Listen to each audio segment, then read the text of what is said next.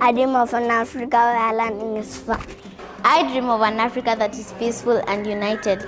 I dream of an Africa with responsible leaders. I dream of an Africa where young electrifying minds are unleashed.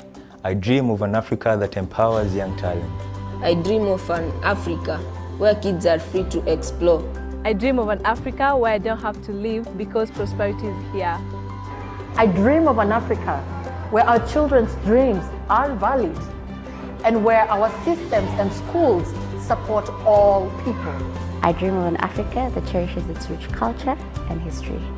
I dream of an Africa that is safe for women and girls to live, lead, and thrive. I dream of an Africa with equal opportunities for all. I dream of an Africa where students are listened to. I dream of an Africa that's self-determined, dignified, and free. To realize these dreams, education is essential. We must reimagine education, and the time to act is now. Metis is on a mission to transform education through local leadership and innovation. We equip, connect, and amplify leaders, creating contextualized solutions for a world where all learners thrive. Metis gave me a network to connect with, the confidence to pitch my ideas, and the mentors that I needed to scale my innovations. Together, we can reimagine and reinvent education. Together, we can create the Africa of our dreams. Good morning, Karibuni. Just letting everyone know as you join us, please introduce yourselves in the chat and we'll get started soon, playing more good vibes for you.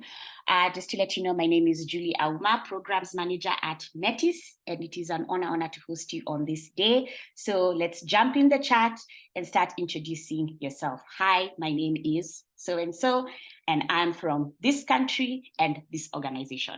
So jump in the chat, let's see it blow up.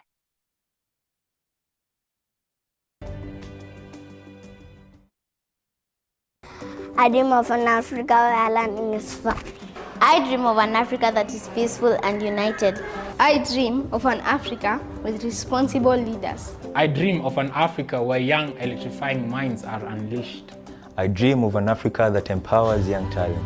I dream of an Africa where kids are free to explore.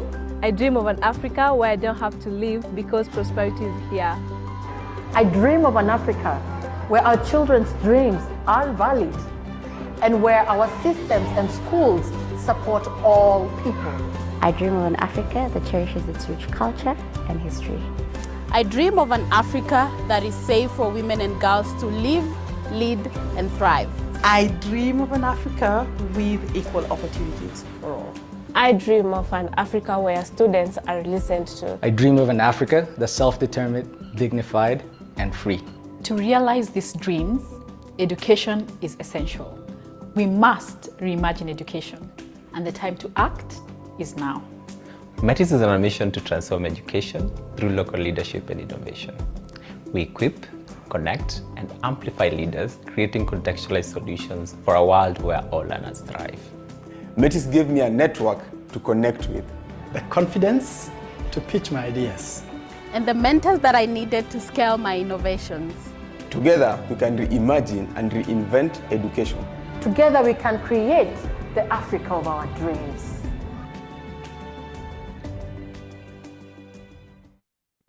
I dream of a... All right. Thank you so much for joining us on this Q&A today. I'm seeing you coming in. Hello from Tanzania, karibu sana. Tula Rono from Kenya, karibu. Hello Ngoge, David, yes, Natasha, Masi. Hi Naf, I see you, and Baraka, karibuni sana, karibuni sana, karibuni sana. So it is my honor and privilege to be with you today. My name is Julie Auma. I am the programs manager at the Metis Collective. And today we are here to get your questions and get live responses and also talk about the questions we have concerning the fellowship. And so with that, I am joined by our very able alumni. I'm also happy to be an alum of the program. I was an fellow in cohort 3. And we also have others who will introduce themselves. So I'm going to start picking them off and going to welcome Alice Awinja. Let's hear you out. Hello, everyone. Glad to connect with you today. My name is Alice Charity Awinja. I am the founding director of Amazing Grace Center, a CBO that is based in Vihiga County, and also a co-founder of Inspire Her STEM, where we just encourage girls to try out STEM subjects and join STEM careers. So thank you. This is a nice place to be, and I wish you all the best. Thank you so much, Alice. Alice is our cohort 6 fellow. Yes, this was our previous cohort in 2022. Thank you so much, Karibu Alice. And next on my screen, I have the wonderful Kazi. Yeah, good morning. I hope everyone is in this side of the town or in East Africa. Good morning. Thank you so much for having me. First of all, Metis. My name is Kazi, as you've heard. I am founder and also team lead at Elimu Fanaka. I'm excited to be here. I am part of 2022 fellow, and I'm looking forward to seeing many of you apply for this wonderful opportunity because there's a lot to learn together. So join the tribe. Awesome. Okay, so next we have on my screen, Mr. William. Karibu, William. Thank you so much, Julie, and it's great to be here. William Nguru is my name. I'm the founder of Kurasa Africa. Kurasa Africa is an edtech, just about 2 years, and what we do is we work with teachers to help them implement formative assessments in the classrooms, and also use that as a basis for introducing interventions for learning, as well as engaging parents on our platform. I was privileged to be part of the cohort 6 together with Kazi and Alice, and I'm looking forward to seeing applications, and this time I think from the entire region. It's a pleasure to be here. Thank you so much, William. And next we have Francis. Karibu sana. Thank you so much. Sorry for being late. I don't know if you guys can hear me. Loud and clear. Yes, and can see me. I'm Franco. My screen is reading Francis, but I prefer Franco, and I'm changing that right now. Was a Metis cohort 4. And yes, I'm a dancer. I teach through dance, and my students learn through dance.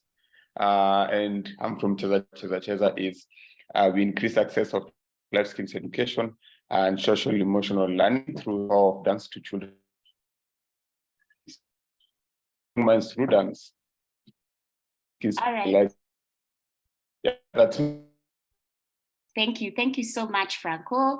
Welcome to the team. And we also have with us Richie. So Richie, let's hear you out.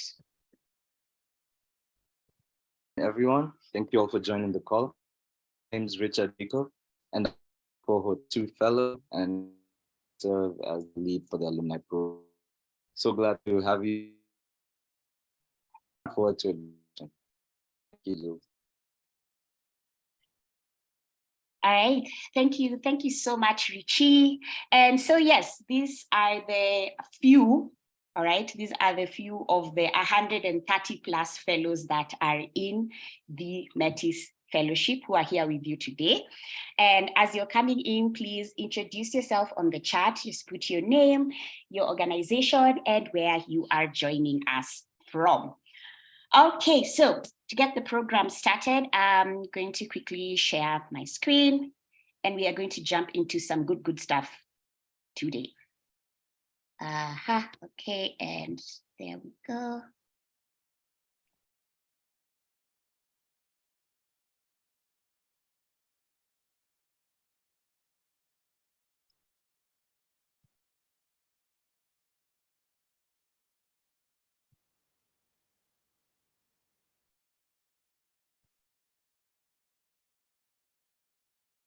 Okay, so just one moment. I think I selected something different.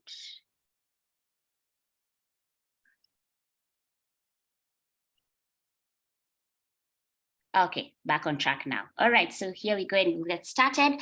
Like I said, please put in your name, your organization, and where you are joining us from in the chat as we go along. All right.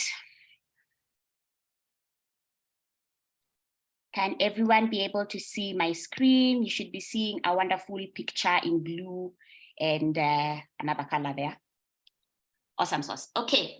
So as we are here on the day of our Lord, March 18th, we're going to get started. What we are doing here today is learn more about the Metis Fellowship experience and a guide on how to get a quality application. So it's not just to be like, okay, what is the fellowship about? It's also to support you as you're applying to make sure you're giving a quality application.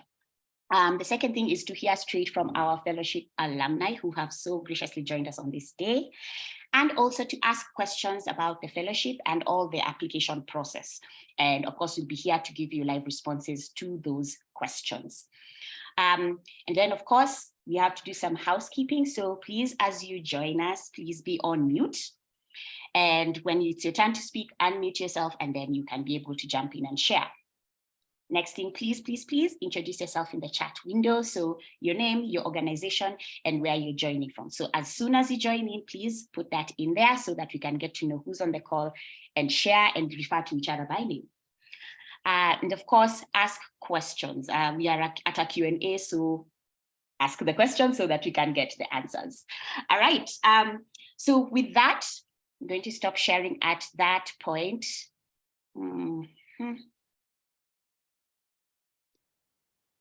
Yes, I'm going to stop sharing at that point, and I'm going to quickly share about Metis as an organization just before I will start into questions. So Metis is an organization that is working with the community, and our vision is to envision a world where all people have the skills and the community that they need to flourish, and that is our vision. Our mission is to transform education through local leadership and innovation. You've heard it said that the person who is closest to the problem is also closest to the solution. And so for us here at Metis, our goal is to equip, to connect and amplify proximate leaders in creating contextualized solutions for a world where all learners thrive.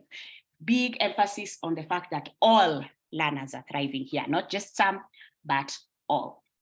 And with that said, I want to jump in and start hearing from our alumni.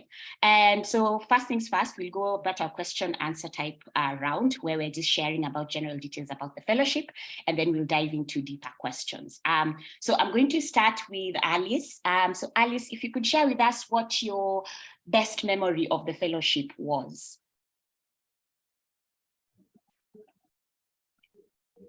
Yeah, so I must acknowledge that at that point, I was applying for so many fellowships. And when this one came, I was like, Isas and Yogani. But good thing, Metis always is very organized. They give you a form that you just have to fill, and the plan, it's just for you to follow. So my most exciting moment was the onboarding retreat. That is one. There were several, but that is one.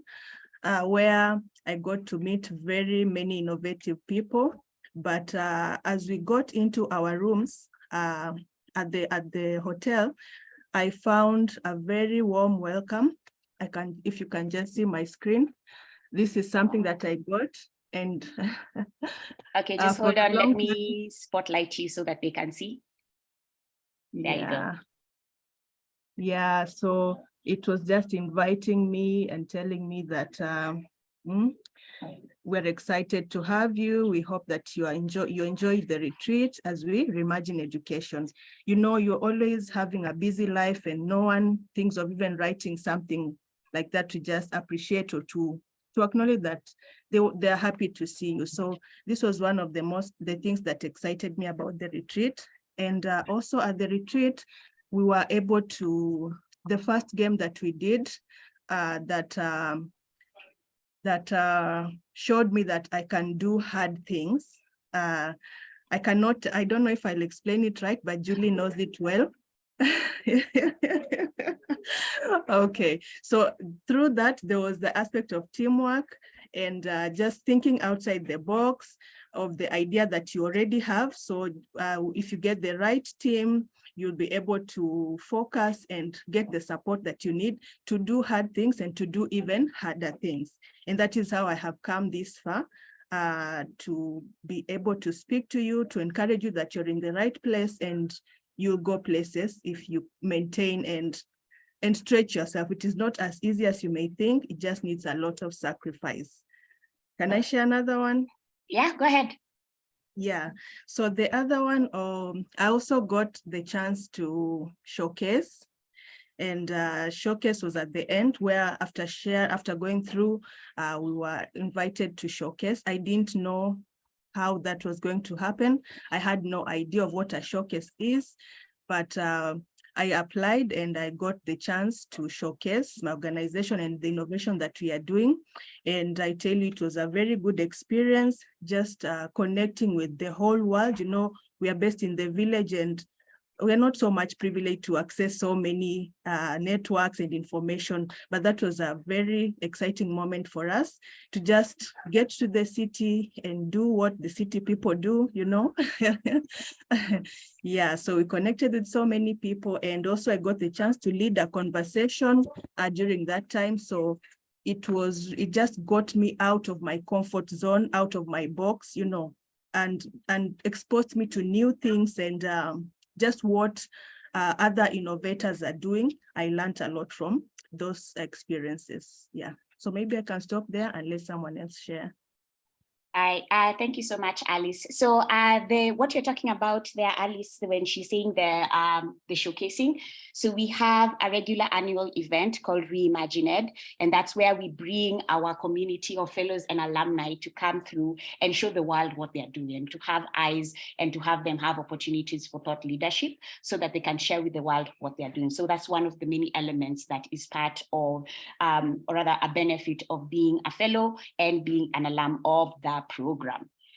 So I'm going to get one more memory and I'm going to tag Franco. Give us your best memory of the fellowship.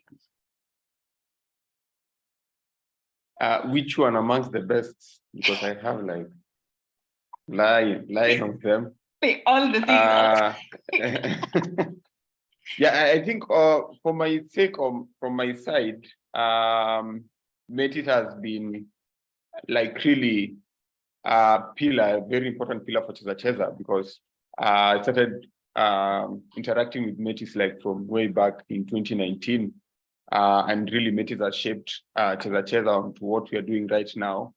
And to like going through the Metis way or the Metis curriculum, which is like making meaning and ending up to sharing part.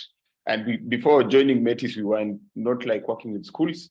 And my best moment at Metis always, and it repeats itself, is meeting new people that helps with like networking and partnerships and all that. And I think I'm one of those ones who have really, really got so many partnerships from Metis.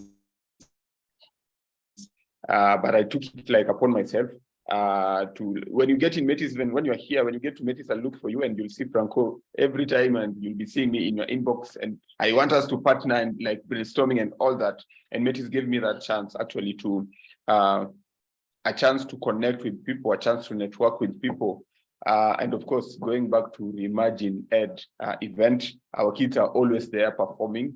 And that's always like an important event for me as well, because I get to connect and network not only with other founders, but also with like funders as well, and how can get like some money to run some programs and all that. So Metis has provided that platform.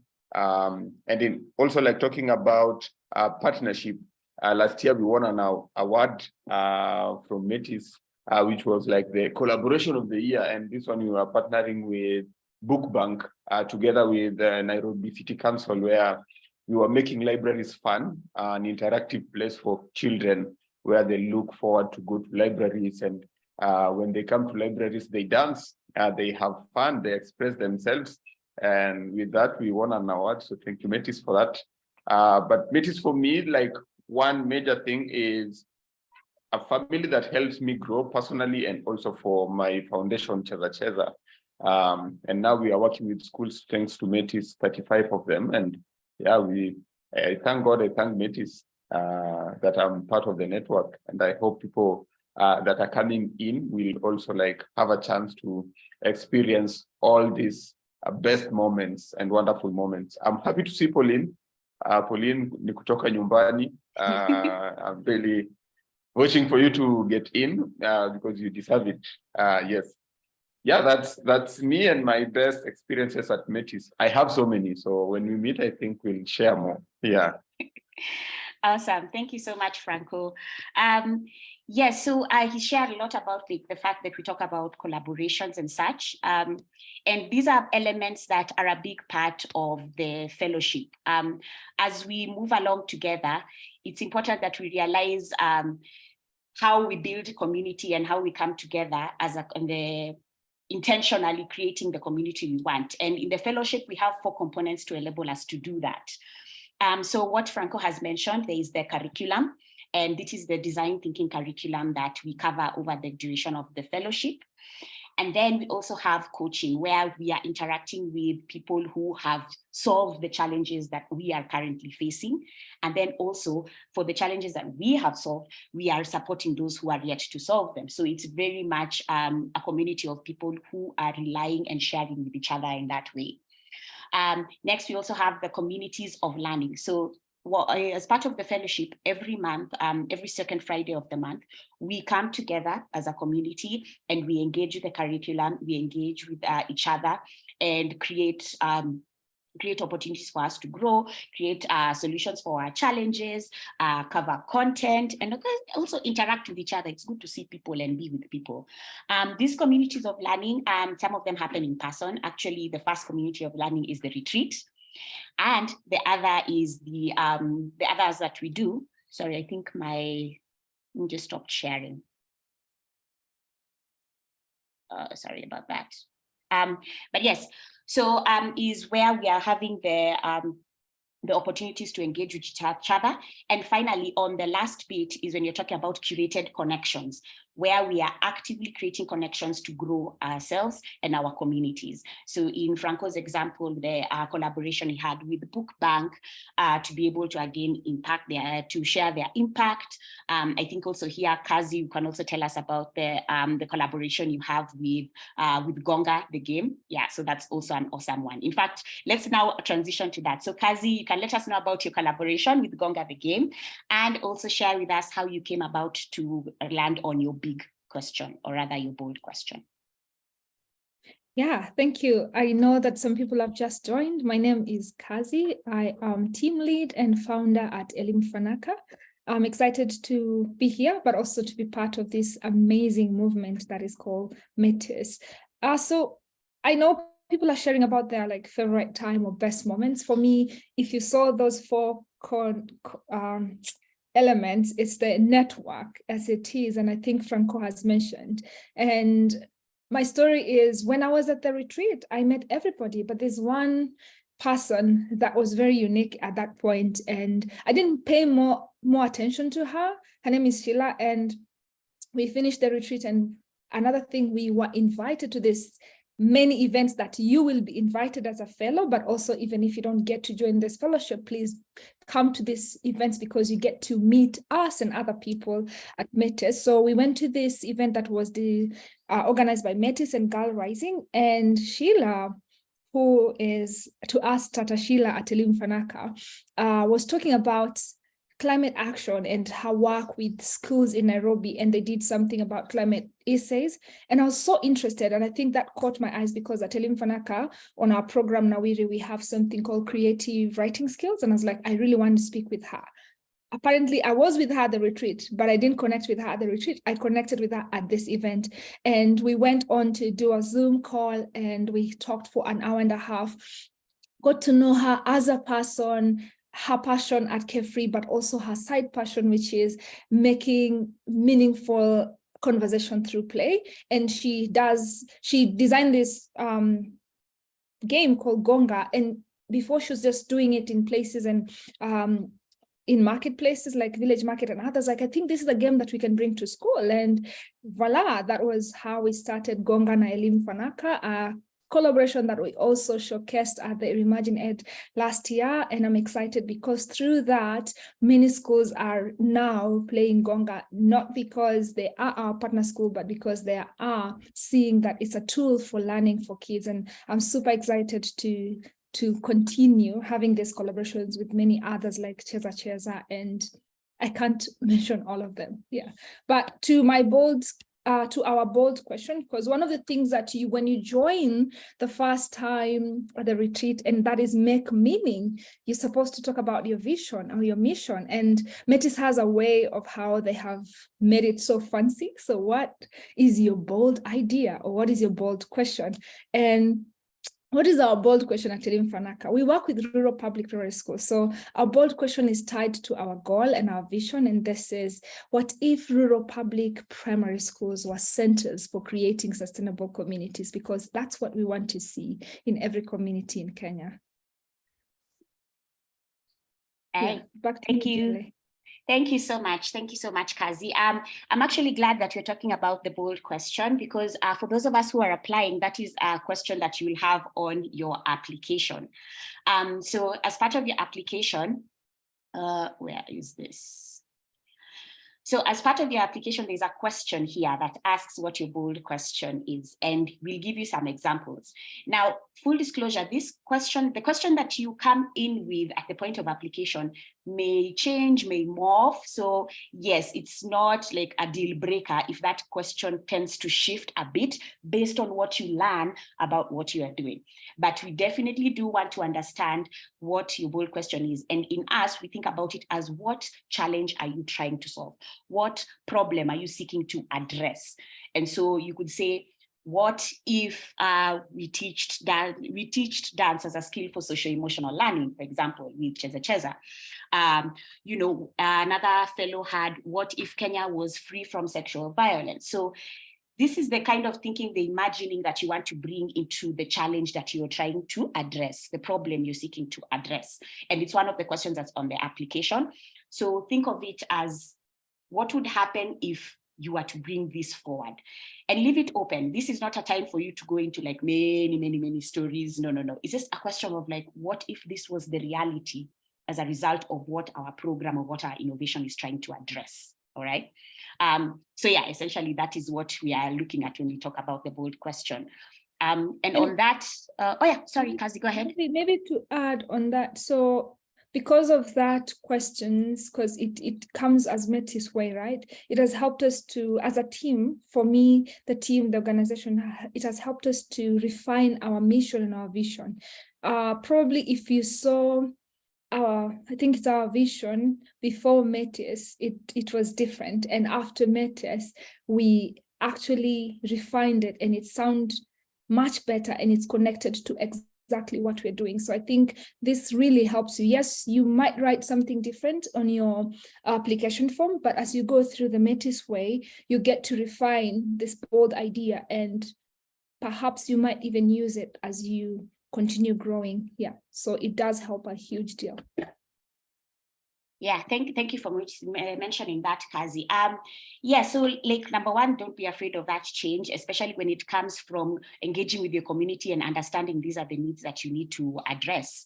And actually on that point, I think that's a good segue to talk about what the current tracks for the cohort 7 are, because it is based on these questions, or rather the challenges that you are trying to solve, determine which particular track you fall under, all right? So let me do the share thing.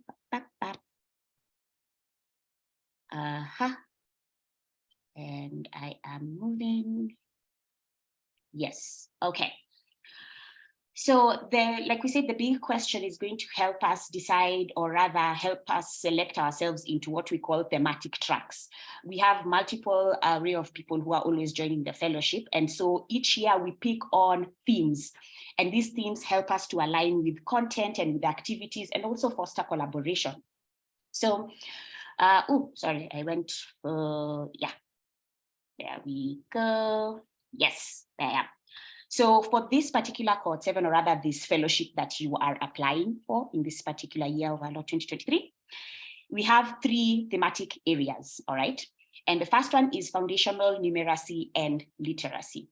So if, for example, the challenge you're trying to solve has to do with numeracy and literacy, and this can be for young children or even for adults. So essentially where you're thinking of the building blocks for more advanced learning, then this would be the track that you would select as the one you may join, because this is the challenge you're trying to solve. A question that we also got in the chat as people were registering for this Q&A was like, my organization has nothing to do with gender, but I want to go into the gender track.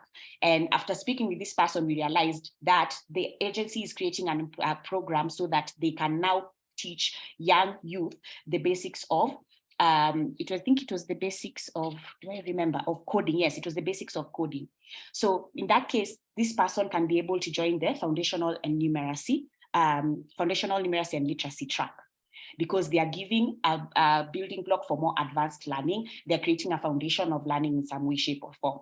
So your target audience may be children, maybe young adults, maybe communities even. But so for so long as you're giving a solution that is based on the building blocks, then that is the case.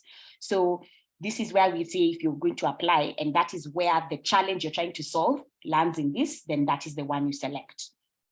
So this track is supporting leaders whose organizations, schools, and programs, policies, technology research, and other innovations advance the foundational learning for learners of any age. And that's the most important thing. As long as it's the basic building blocks, learners of any age, then this would be the track that you select.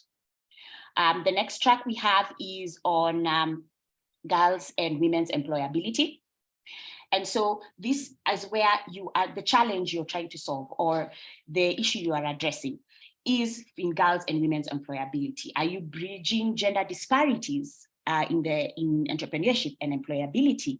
Are you equipping girls and women to have opportunities where they can support or earn a livelihood? And in this case, we had questions where people are like, okay, so does it mean it only has to be an organization that specifically deals with girls and women? Not necessarily. It just means that part of the beneficiaries that are getting a benefit from your organization, from your policy, from your program, also has to have an element of girls and women as represented among them. So it doesn't mean that it has to be purely girls and women for you as an organization. However, your beneficiaries, a good number of them are girls and women, and you're supporting employability with that. And so these are ways, the way you can think about it is in terms of entrepreneurship, one, or in terms of supporting them in employability. So think of it as wanting to have women's or improve girls and women's ability to earn a livable wage and also to thrive economically. We also want to change the thinking around this, where we are having people who are really successful at the end of the program. For many of us, we have KPIs along that lines. So if this is a challenge you're trying to solve, then that would be where you find yourself. The final one is where we have people working in gender justice and climate resilience. So these are where you're supporting girls and women in adapting to climate change, or you're supporting their leadership in climate resilience, decision-making, and also especially in natural resource management. You're hearing and engaging with girls and women.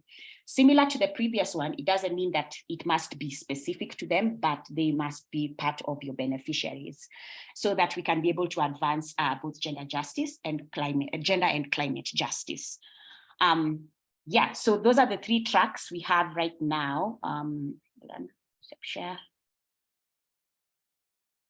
Okay, yeah, those are the 3 tracks we right now have in for this particular cohort, or rather for this application that we are running at the moment. Okay, I want to move on to where is this? The impacts of the Metis Fellowship. And so for this one, I am going to have 2 of our alumni answer and then 2 of the others answer the next question. But in terms of impact, William, if you could tell us how the solution they have developed answers their bold question, and then the impact of that solution.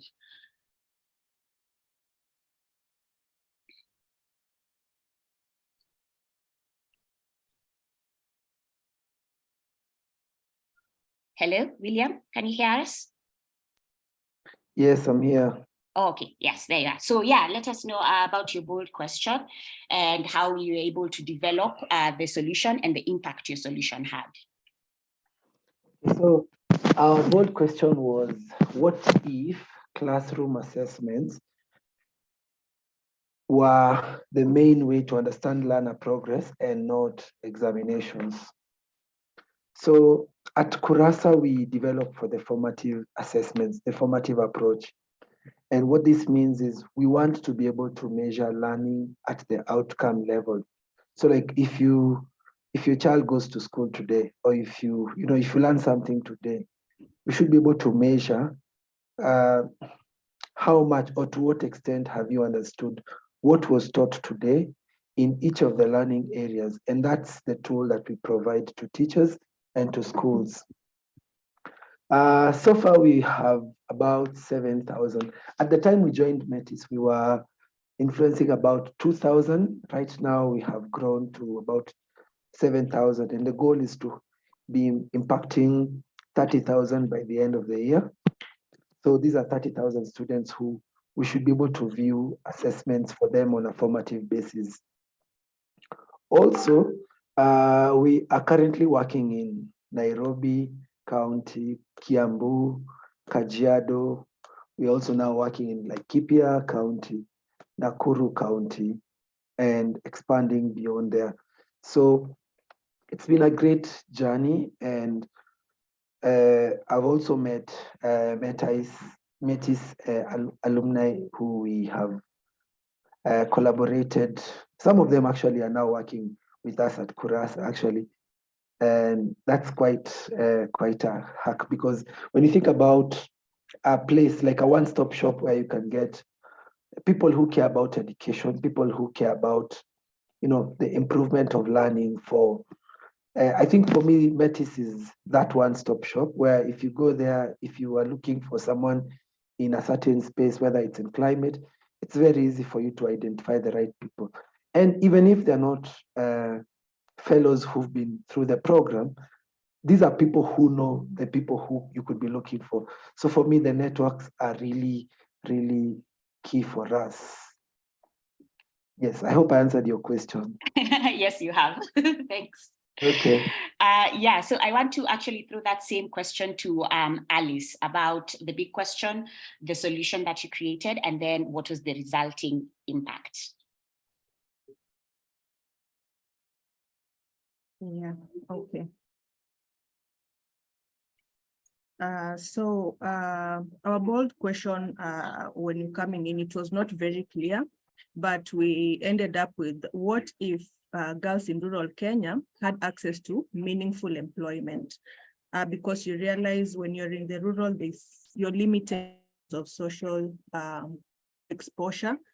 And so our innovation was providing life skills and STEM mentorship, where we just are able to connect our mentees to role models and also career mentors, so that they can now look at the world beyond the village, beyond the opportunities that are available, and just be able to achieve their dreams, to dream high and achieve their dreams.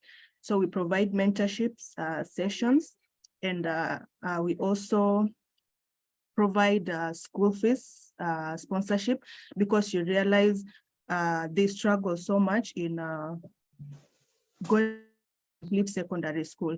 And if they're girls, now they end up into marriage, or they just end up into being house helps in the city, and that is not good enough for them. So that is what we do currently. And because of the Metis fellowship, currently we are able to sponsor 30 students, who are 23 are girls and 7 are boys. And we also have holiday programs that are running throughout every holiday sessions, where we provide the STEM tuition in science subjects, because we realize girls feel like science subjects are not their thing. So we try to encourage them, and just to ensure that they perform well, because we back them up with the tuition. So because of that, we've been able to connect with the Young Scientists Kenya Association, that we are in the collab in talks to partner and just scale up into the secondary schools within Vihiga County so that we can be the implementing partner to scale up these STEM subjects and the creativity and innovativeness in girls, especially, though we don't leave out boys because we know they're trying to say now they're the endangered species because girls are being focused on more.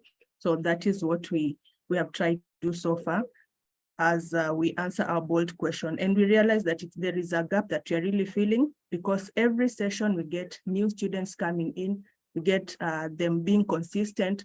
And now I see us getting to a point where we just get overwhelming numbers that I feel we have to strategize on now how to deal with that, moving them from one cohort to another. So that is why when they graduate from Form 4, now they get into the employability section where they're introduced to simple basic computer skills, because you realize by the time they finish secondary school, they have not even seen a computer. They have not come close to a real computer. And so the world now, as we know, we have gone technical. So we just try to get them into those basic computer learning skills and introduce them to other opportunities that would be able to get them into employment. Like currently we have 6 that are doing a data science course so that there'll be trainer of trainers for those who will be graduating next year. So that is what we have done so far in that area of employability. Thank you. Thank you so much for sharing that, Alice. I've always mentioned I'm also a really big fan of getting, because I have a personal connection with the work that you're doing, about really making sure that even in our rural areas, we have the same level of engagement and contribution to the economy as we're getting from our cities and things like that. So I'm really, really happy that you're moving forward with that work and you're expecting the big numbers. This is what we want to hear. Okay, good. So actually on the same vein, I'm going to throw this question to Kazi first.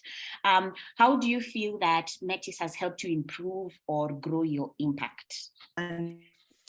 Yeah, I would go back to that same process that Metis takes us through, which is the Metis way. And that really helps you to reach back and reconnect and ask yourself the same questions over and over.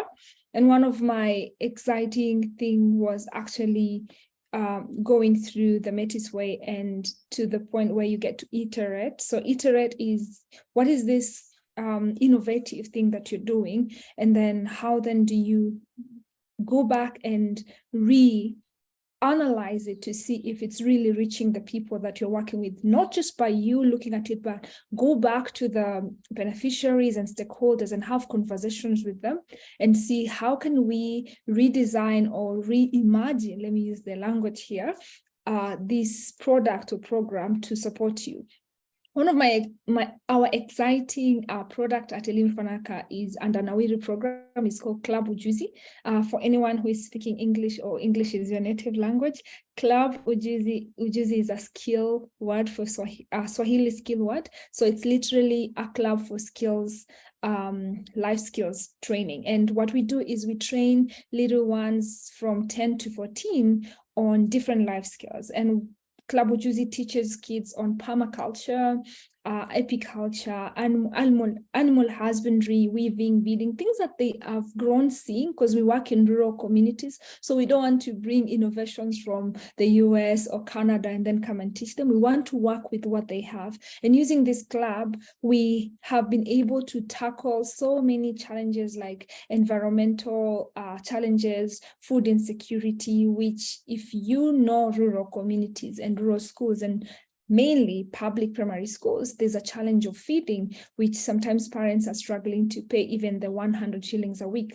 And with Club Ujuzi, we've been able to design school farms that now are feeding our kids, and that is solving the challenge of class retention, but also performance in class. And so for us, we are grateful for that, because through this process, we've been able to rethink and reimagine how can we support our beneficiaries in a way that is more than just giving them education access. Yeah. Yeah, thank you. Thank you for mentioning that, Kazi. Yeah, so I'll actually pull the same question before I go into what I wanted to jump into. I'll pull the same question to Franco. Yes, thank you, Julie. In terms of Metis and our impact and growing, as I've mentioned before, like in 2019, we had like 20 students, but now we are reaching over 1,200 children in Kibera and Mathare. But before that, let me talk about like the Metis way, how it impacted now, not like even the numbers, but how it impacted like our quality of what we are giving to the community. And during the making meaning session, that's really when I came back and we tackled it with the team. It made us go back to like design thinking and go back to community. Yes, I was born and raised in Kibera and understand what's happening, but that was my time. So we needed to understand like what's happening with the kids right now and what's going on in the community. So we were forced to go back to design thinking, and still with the empathizing or empathy moment, it was like going back, understanding what are we actually doing, what is the community going through, how are we coming in with a solution, how is that taken in the community. And after that, we went to now like tackling part, which actually we saw this is working and the kids are loving it. And it gave us a chance also to connect with parents during the tackle session. Then it came to a point where, which is now the huge part for Cheza right now, which is the last moment for Metis way, which is share. And that's our way of growth. So now what we are doing is we are finding local role models in communities, marginalized communities. After finding them, we train them. After training them, now they're the ones who are opening a Cheza hub or Cheza venue in their communities to impact more children, because I cannot be everywhere. But we have very smart people, even more smart than I am, who can do the work that we are doing. So we are finding these local role models in communities who are youths. Then we are supporting them with whatever they need, and that's how we are scaling out. And these are the also people we are putting into schools to teach our curriculum. So that's how Metis has really helped us in terms of numbers and leaving the side of numbers in terms of like really making our program a quality one. Yeah. Yeah, thank you so much, Franco. So actually to lean back onto what our fellows have spoken about, they've spoken a lot about something called the Metis way. And we said that there is a curriculum we offer during the fellowship. So to give you a sneak peek on what that curriculum is, let's have a look at it there.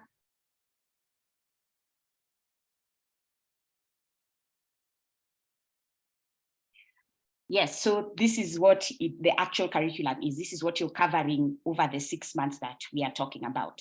And you've had them refer to different points at which they were having and innovating as they went along. So there's the make meaning. This is what we discuss at retreat when we come together about the challenges that you care about as a change maker. And then we go to empathize, where you're discovering what are the root causes. And so you're discussing with every stakeholder what is really, really important to them and getting the root causes of what is happening.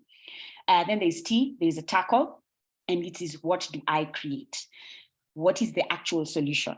And that is your tackle. And then now that you've tried something new, you iterate. How do I evolve it? What have I learned from it? How do I take it to the next step? And then finally, as Franco has said, there's the share version. So now you have learned something, you have evolved it, and now you can share with somebody else and say, hey, this is what we learned. This is where we are at.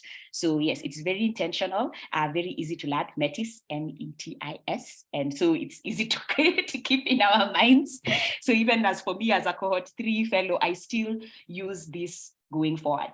And it's an evergreen thing. You don't ever stop being in this process. As a change maker, there's always that challenge. And so this design thinking curriculum is something that will continue working even after you have completed that 6 months and you're moving into another stage. In fact, actually, that's a good segue to talk to our cohort 2 fellow here, who is Richie, to share about how you have been using the Metis way even after leaving, or rather becoming an alumni and finishing the program, or rather finishing the fellowship.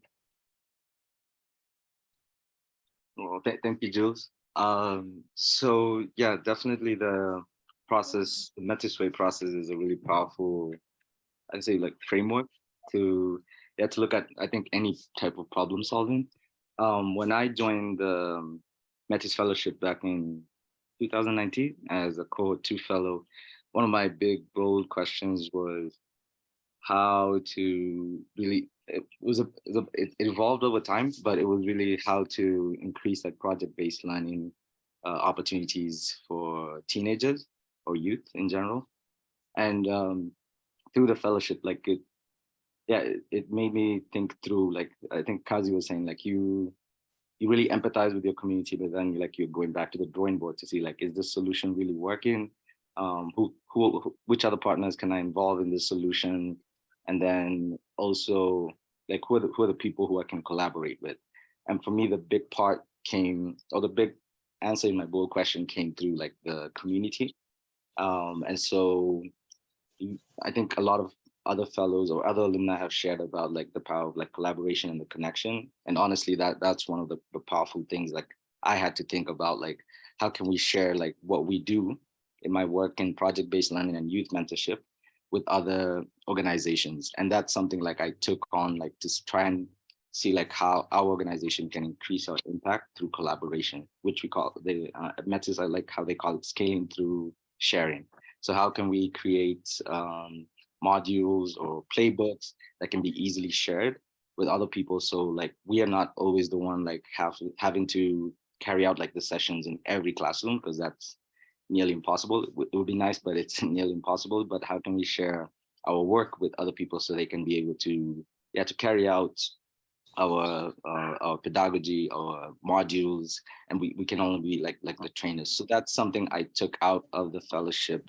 And it's honestly, it's not easy to try and document and try and codify all your work like for the last like 7 years if you haven't been doing it before.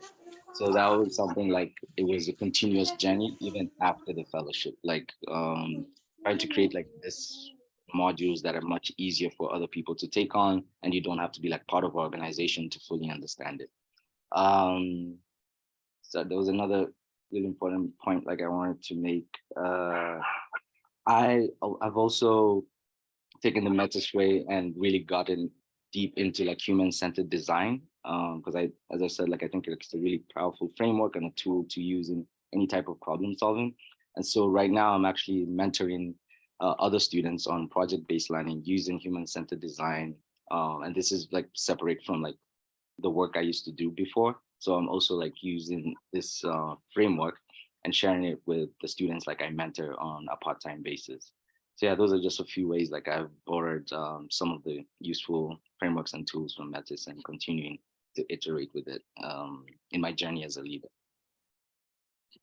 All right, thank you so much for sharing that, Richie. Oh yeah, there we go. So yeah, in fact, to speak more about what Metis has as a collective achieved so far, I just want to share with you this snippet here. I hope you can all see. So as a collective, that means there are 130 plus fellows in our networks, our partners, our friends, people who are not necessarily part of the fellowship, but have been on board and are committed to changing the reality of learning. So since 2018, Metis has enabled 4 million learners across Kenya to access a quality education by equipping education leaders to create contextualized innovations for communities. It's really important that we remember that this is an action of people who are just like you, people who had a challenge. They were looking for a way to support it.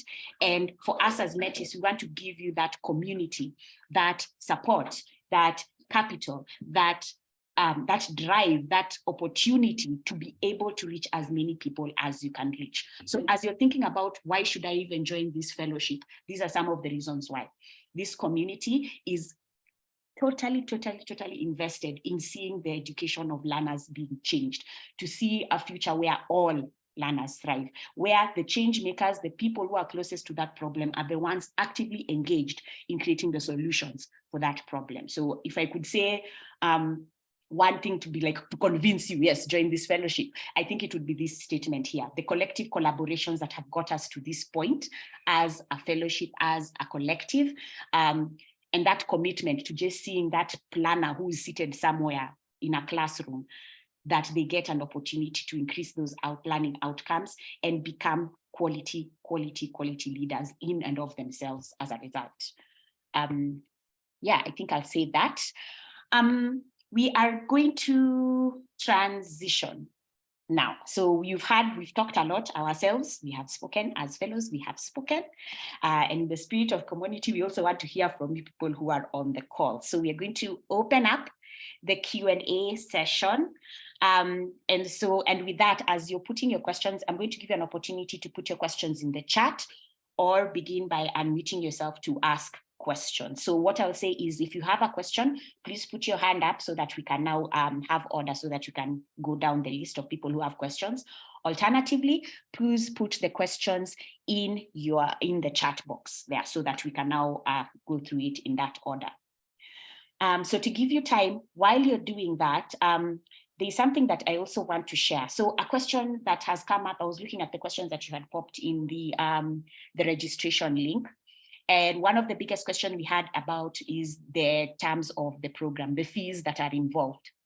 So first things first, there is a fee for the program, and it is 300,000 Kenya shillings. And we also offer scholarships. So scholarships are available, and as part of the application, in fact, as you go down filling that application, there is a scholarship area that you need to put in.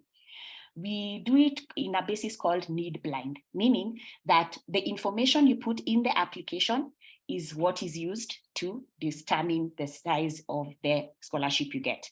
And we offer scholarships between 50,000 Kenya shillings to 280,000 Kenya shillings. So that's about the bracket of a scholarship that you could possibly apply for. So as you're making your application, please put all the relevant information that you need to put in that application, so that it can enable us to be able to make a really good progress on terms of what we are looking for in the scholarship awarding. Yeah, so I'll say that. But otherwise, yeah, let's put our hands up or jump in the chat. What are the questions we have so far?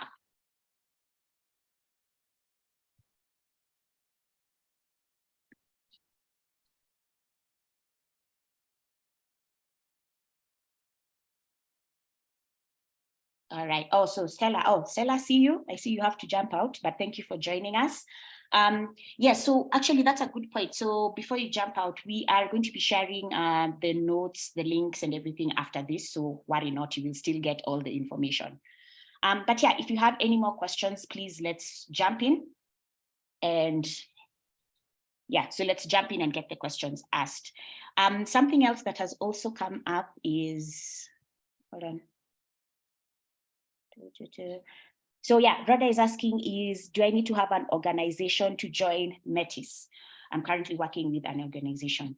I feel like there are two ways to answer this question. So you could be working within an organization, meaning you're implementing something within an organization, which we would call that an intrapreneur, somebody who's creating something new within an organization. So we'd call that an entrepreneur.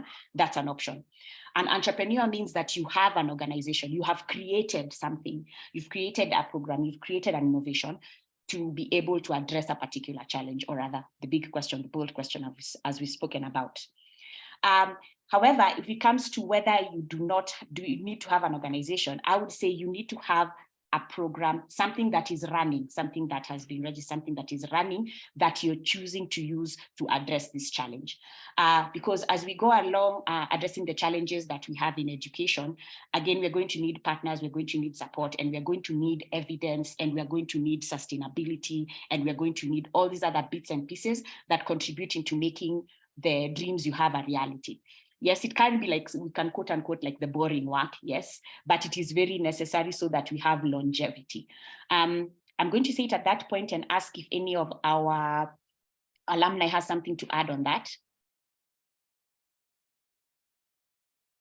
Okay, no. So Rhoda, I hope I've answered your question. I would say if you're innovating within your organization and innovating a program within your organization, you're very much welcome to apply, or you are creating an opportunity for others to be able to join through an organization of your creation. Okay, so I see Tula is saying you have more than one program for the 3 pillars or the thematic areas. Which will you focus for? Aha. Okay, so Tula, I think this one is more of a reflection question, think of the challenge, the biggest problem you have right now, the biggest challenge, the one that is keeping you up at night and you want to see that change, that specific one, that's the one we need to think about and then see where it falls under the 3 thematic areas. Because if we are going to say all of this, then we'd have all the problems all the time. Yeah, so we want to figure out how we can prioritize and say, this is my biggest headache right now. And if it lands with one of those 3, then please jump in and apply for those. Again, as you're joining the fellowship and as you're going through, we are going to check back in with you again with the rest by the time you're done with the application, so that we are also putting you in the best possible place for you to thrive. So think on that as well. Age bracket. What age? Oh yeah, go ahead, Kazi. I should have pressed that reaction button, sorry. Maybe just to answer to last. So I was in the Metis cohort last year, and our organization is focusing on system change, which means we're touching so many facets of the development of the community. But then where are we centered is learners. So I had to narrow down to foundational skills. So we had 4 tracks, and so I had to see where can I fit, because where's the course? So 60% of our effort and resources and everything we do focuses on the learner. So that's what I drove my attention to. Yes, I would have loved to be in climate, because yes, Club would usually focus on climate. I would have loved to be in teacher, because we do teacher professional development. I would have loved to be in women and gender, because it's our focus too. But then what is that thing that in your organization that is core? If you're asked to remove every other program, what is this one that cannot be removed? So you have to think that way. And then now you're able to actually reconnect yourself with the program properly, maybe. Awesome. Thank you, Kazi. Any other additions before I jump into our next question? Okay, so David is asking the age bracket allowed to join the fellowship, and are 2 or 3 more persons allowed to apply from the same organization? David, in short, yes. If you are a few of you and you want to join, please apply, send the applications in. Yes, we are not blocking out. In terms of age bracket, you need to be adults, meaning 18 and up. Yes, and that is that one is like straight shoot. In fact, I think that's a good point. I'll need to add that in our FAQ document. So sorry, just taking note. Okay, so there's that, and then I want to make sure I don't butcher your name. Muganyizi. I hope I have said that correctly. So how many participants are expected to be taken in this cohort? So yes, we are looking at the least being 34. So 34 to 36 is a good buffer area of the number of participants we expect to have in this cohort. Okay, Stephen, I'm not sure I understand your question. You're saying, how does Metis help with an idea that would be outside my current organization? Is it something that you're thinking about that you want to start? Because if that is the case, I mean, as we are supporting the learners. For us, it's not about the organization, it's about the learners, and the learners are able to benefit. That's where our focus is. So it's not really much on the organization, but rather the effect or the opportunity you'll have on learners. So Stephen, if you're here, please unmute yourself and give us a bit more context. Yes, hi. Hi. Steve. Mm-hmm. Hope I'm live there. So, yeah. Good. So the idea I have is an idea because I've been in the teaching sector for 7 years. Mm-hmm. And it's an idea that I've implemented in school for those years. Okay. So now I stepped out of the school setup, mm-hmm. but I'm looking to see how I can continue implementing the idea, because the idea was geared towards helping students self-learn. Uh-huh. Yes. Okay.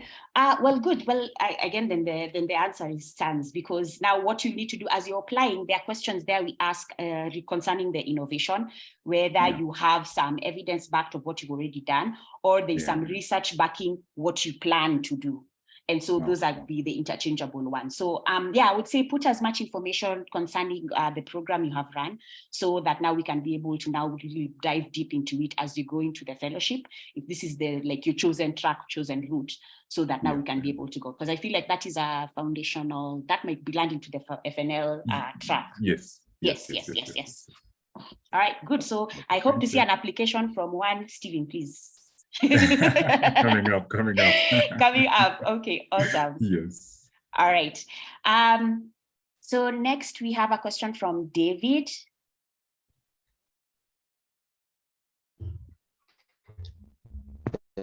Good morning. Morning.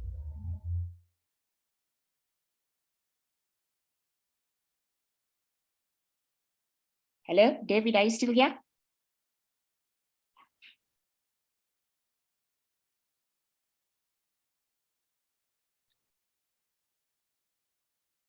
Okay, I think I feel like I'm losing Nick. Is there anyone else who can hear him? I hope it's not just, okay. All right, David, can you try and reconnect so that you can get your question?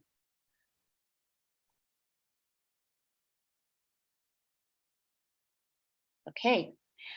Something else that I actually want to bring up is in terms of the criteria that we are looking for in terms of the application, in terms of what we are doing.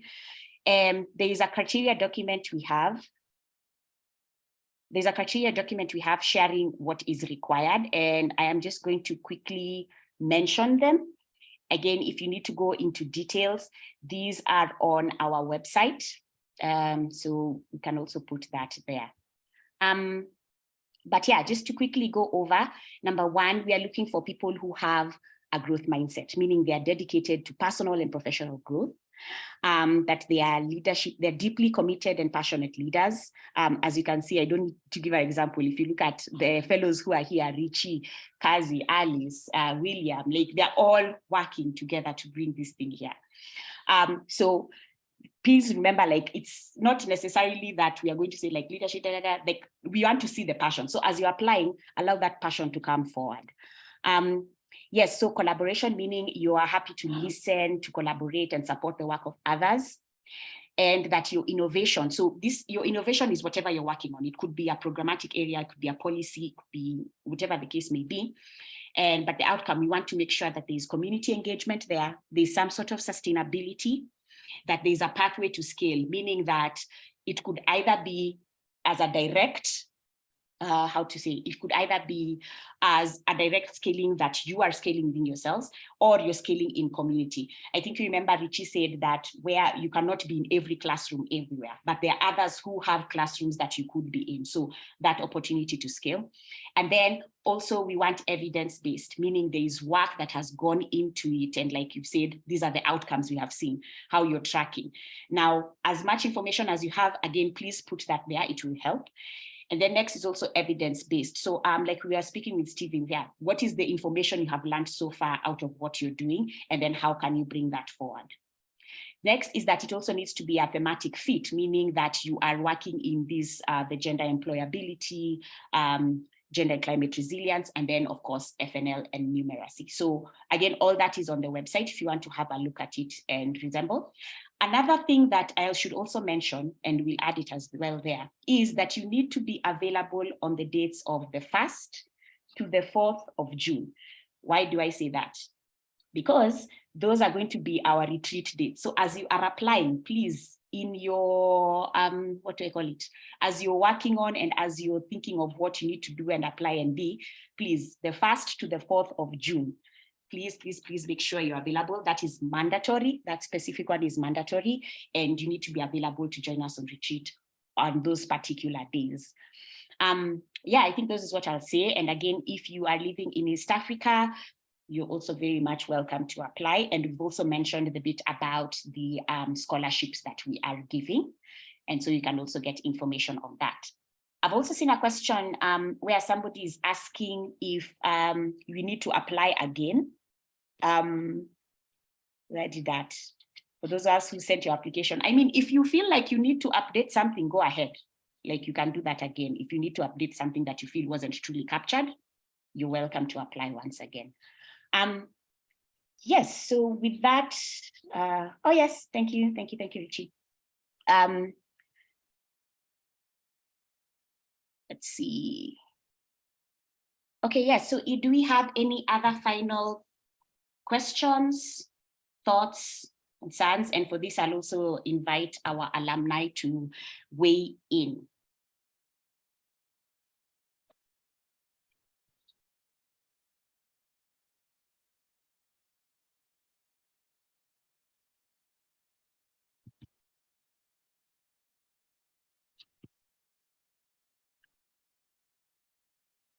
Okay, so we feel complete. All right. Then in that case, I am going to offer the space, or rather to close the space, and invite our alumni to give us their final thoughts. And once the alumni have given us their final thoughts, I will also welcome our guests. To one of you who feels so moved, Terry, I see you, to share our final thoughts of the day, and so that we can close and jump into applying.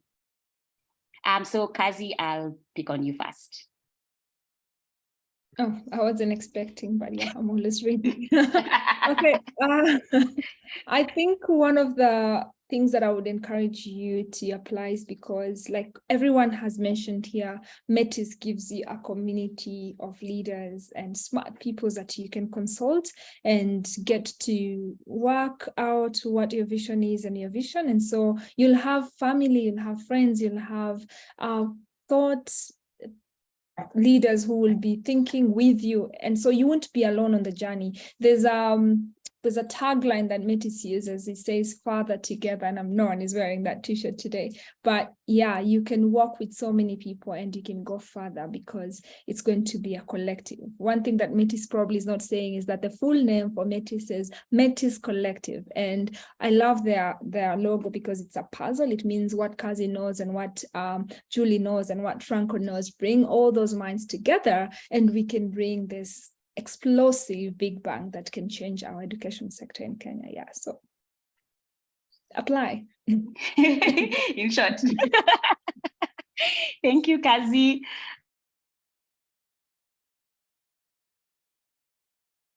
Yeah, Julie, you're on mute when you are mentioning my name, but I think I read your lips. So I thought you said Franco. Go next. Very correct, very correct, very correct. Yeah. Yes, because Kazi have said you apply, I'll just wish you well as you apply. Be ready to have as much fun as possible when you get to Metis, and so much learning through that. And also importantly, be ready to do hard things, get ready to do hard things to change our communities and our country and our world. Yes. Thank you for being our resident lips reader. Okay. All right, Alice, karibu. Yeah, I can just say this is a space where you'll find your tribe, the space where you belong, because you see the tracks are different, so you just have to identify where you feel you fit in. So apply with that raw idea that you feel is all over the place. You'll find a way of just fine-tuning it into something that will create bigger impact that you'll not even imagine that you could do that. With the help that is available, the networks are there. They're very supportive staff. So just apply and all is possible. It will work. It will take you places that you really want to go. Yeah. All right, thank you, Alice. William. Yeah, for me, I think one of the things I was worried or wondering about is if Metis is for some white guys or some people from other places who are coming to impose whatever education ideas. But I really learned, and it was a pleasant surprise that they are all about the local leaders. You come to the fellowship and everybody in the fellowship is as local as it feels from everywhere. And I think that was the main takeaway that I really enjoyed. And also there's a quote I think that we've seen a lot from the events and from the community of learning, that I think there's no Superman who's coming to save you. It's all about you. So I think it's quite a realization it was for me. And I know that's how it's going to feel when you join the cohort and you feel people who are there are not, they're not as sophisticated as you might be afraid to encounter. So they are normal people who are just kawaida people like me, people who are on the street. So I wish you all the best. If you want to just reach out to me and help, I can help you with some of the questions. At least maybe if it will make your application more quality, happy to reach out. And even if it doesn't go through, there could be more collaborations and you might discover something and I might as well discover something. So all the very, very best to you applying. I'll just put my email in case you'd like help. I hope that's not cheating. Do you consider that cheating? No. That is what you call collaborations. You're guiding. You're not going to give them answers because you don't know anything about their product. So you just guide them. Yes. I mean, if there's any question. All right. Actually, in fact, thank you for adding that. So we can add the also the LinkedIn links if you also want to reach out as well by that, and so that you can have the support of the alumni here and others as well who are not here. Yeah, thank you so much for that offer, William. And then I think we also have, I see one of our alumni, Terry. Terry, are you in a position to share with us?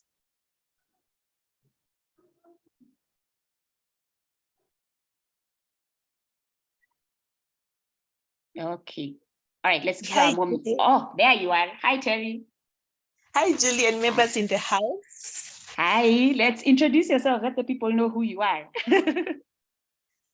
You already introduced me. I'm Terry, a very proud cohort 5 alumni, and very happy to belong to this family, the Metis family. And to start it off is to really congratulate each and everyone who is here to learn about Metis, and looking forward to seeing a greater family from the fellows will be joining us very soon. And my word is to encourage you to apply for this fellowship. Reach out in case of any question to the Metis team. And personally, I am an educationist, and mine is to say how I wish we had Metis many years ago. And because from where we sit, we really need the support that Metis is creating to the education space, and particularly with the local education innovators. Karibuni sana. Thank you so much, Terry. And also just to give you some leakage for those of us who will be joining this particular cohort, she is going to be one of your support leads because in each of those tracks, we have alumni who are there to support you as you go along through the fellowship, and wonderful Terry is one of them. Okay, good. So can I also hear from Richie? So as we are almost about to sign off, again, remember, as we're also hearing from everyone, the opportunity to ask questions is not closed. I believe all of us here have access to our newsletter, or however we learned about the Metis Fellowship. I would say subscribe to our newsletter, reach out to us, and we're also going to be putting our emails as well, so that you can reach out specifically if there are questions you still have after this. But yeah, Richie, let's hear. Thank you, Jules. I'll start off by sharing, I think it's a quote by Nelson Mandela, or maybe Nelson Mandela got it from somewhere else, but he said that education is one of the most powerful tools to change the world, and definitely like change our communities. And I'll say, like, if you're really, really committed about transforming education, learning, your community, our country, our continent, and the world, this is definitely like the place to be, because as my other alumni fellows have shared, like you will get like the support, the community, the resources you need to like really change and transform education and learning for the better. And yeah, this is just to say, like, I applied actually for the first cohort, but I didn't get in. So I applied for the second one and I was able to get in. And just the application process, it's a learning experience. It got me like really reflecting about like what I really wanted to change and transform in my work, which was in education. And yeah, so I'll just like say like all the best like in your application. And if you don't get in, like try again, like next year there might be a track like that also maybe like connecting to you. But also as Metis, we host events for people just to gather and just talk about like how we can really improve education and learning in the continent. So yeah, this is just to encourage you all, and yeah, I'm hoping to see applications, and I'm hoping to invite a new cohort of leaders to help us transform education. Thank you. Thank you so much, Richie. Yeah, so we are at close, and I want to ask for a volunteer from one of our future applicants, for one of you to sign us off. I'd say first come, first out.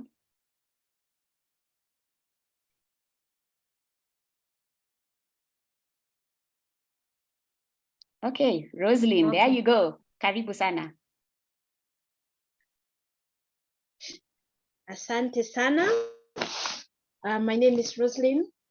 I'm a founder of Pambazuka Elimisha Kifafa. My passion as in Pambazuka Elimisha Kifafa is to transform the education by changing how people perceive people living with epilepsy. We have across the world, so far we have 65 million people living with epilepsy. And one of the reasons why people are not willing to declare that they are living with epilepsy is because of the stigma. So that stigma is what makes me made me found the Pambazuka Elimisha Kifafa. I'm hoping to apply for the Metis soon, and also perhaps work with people who can better the lives of people living with epilepsy, that they don't need to hide. But we have intellectuals who are living with epilepsy, but they are not willing to come out in the open and say, like Rosalind, to say that they are living with epilepsy and life has to continue, and you can still better the people living with epilepsy as well as the people who are not living with. I want to my organization is soon going to have a walk in here. I'm from Nakuru, Lanet, and my organization is going to be creating a walk. We'll be having a walk this coming Saturday, so that people can better understand what epilepsy is. And I know that some people will approach me through that such an activity. I know that there are some people who will approach me and tell me, yes, I am having this difficulty. My family does not want to educate me because I'm living with epilepsy. They have perceived that I'm totally useless. And I hope that I can work with people who give scholarships to such people, so that because they are also marginalized by their own families, and they are also marginalized by the community where they live in. So I'm looking forward to working with people who offer scholarships to such individuals, whether they are living with epilepsy or not living with epilepsy. Let us consider these people, because they are marginalized and they feel they cannot achieve their dreams. Those who are excelling, there are people who have become, they are doctors, they are engineers, they are different. Epilepsy is not a hindrance. So my by my working with people with who offer scholarships, we would want to prove that people living with epilepsy can be resourceful and useful people in society. Thank you. Thank you, Rosaline. So then that means we need to put that application in, yeah? And we see you doing those great things, yeah? Yes. Awesome.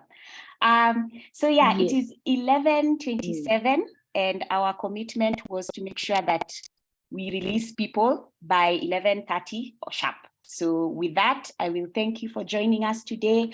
I look forward to seeing your applications. My final call to action will be 1, that you apply to the fellowship, and 2, that you share that opportunity of the fellowship with someone else who could also benefit from it.